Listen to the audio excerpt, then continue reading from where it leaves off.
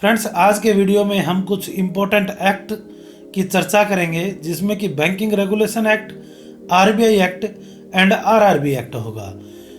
इनके most important sections को देखेंगे जिसमें से लगातार क्वेश्चंस पूछे जाते हैं। बैंकिंग रेगुलेशन एक्ट 1949, बैंकिंग को बीआर एक्ट सेक्शन 5B में डिफाइन किया गया है। बीआर एक्ट सेक्शन 6 के अकॉर्डिंग बैंक्स पब्लिक से डिपॉजिट एक्सेप्ट करेंगे लैंडिंग व इन्वेस्टमेंट के पर्पज से। पब्लिक की डिमांड के अनुसार विड्रॉल किया जाएगा जो कि चेक या डिमांड ड्राफ्ट के माध्यम से किया जाएगा।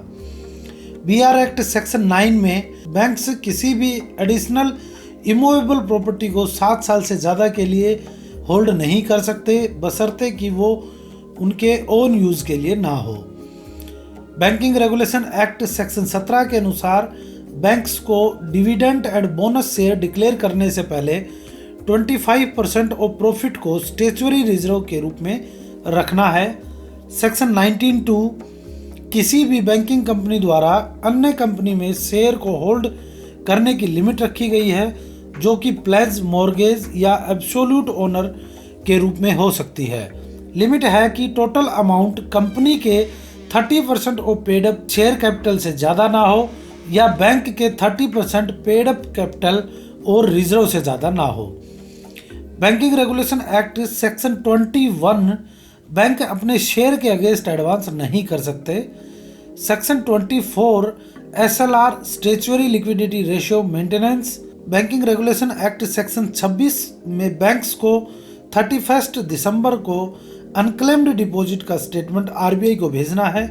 Section 26A deposit education awareness fund का सेटअप किया गया। सेक्शन 45Y के अनुसार सेंट्रल गवर्नमेंट को पावर दी गई है कि वो बैंक्स में रिकॉर्ड के प्रिजर्वेशन के लिए रूल बनाएगी। सेक्शन 45Z बैंक्स को कस्टमर के पेड चेक को रिटर्न करना है। Section 45ZA to 45ZF nomination के रूल को डिफाइन किया गया है।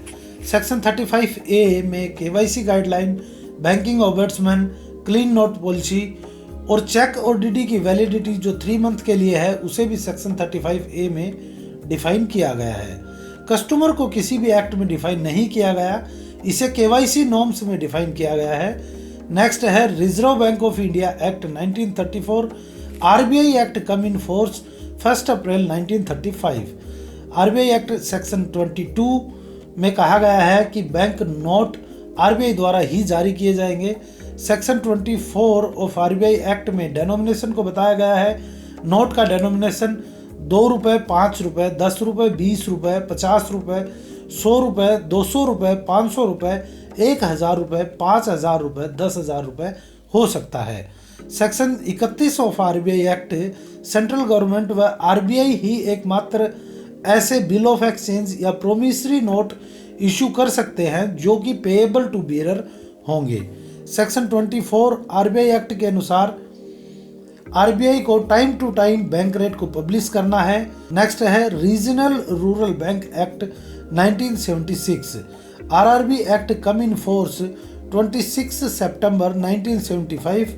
फर्स्ट आरआरबी इस्टेब्लिश्ड किया गया था 2 अक्टूबर 1975 को, जिसका sponsor bank syndicate bank. Section 6 RRB act में आरआरबी के कैपिटल स्ट्रक्चर को बताया गया है जिसमें कि सेंट्रल गवर्नमेंट के पास 50%, स्पॉन्सर बैंक के पास 35% व स्टेट गवर्नमेंट के पास 15% शेयर रहेगा। सेक्शन 8 में बताया गया है कि आरआरबी का मैनेजमेंट बोर्ड ऑफ डायरेक्टर के पास रहेगा, मैक्सिमम डायरेक्टर 15 हो सकते हैं। सेक्शन 25 में आरआरबी स्टाफ को कस्टमर अकाउंट की सीक्रेसी रखनी है।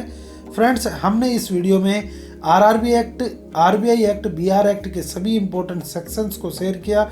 इसी तरह के इन्फॉर्मेटिव वीडियो पाने के लिए चैनल को सब्सक्राइब करें, वीडियो को लाइक करें, शेयर करें। Thanks for watching this video.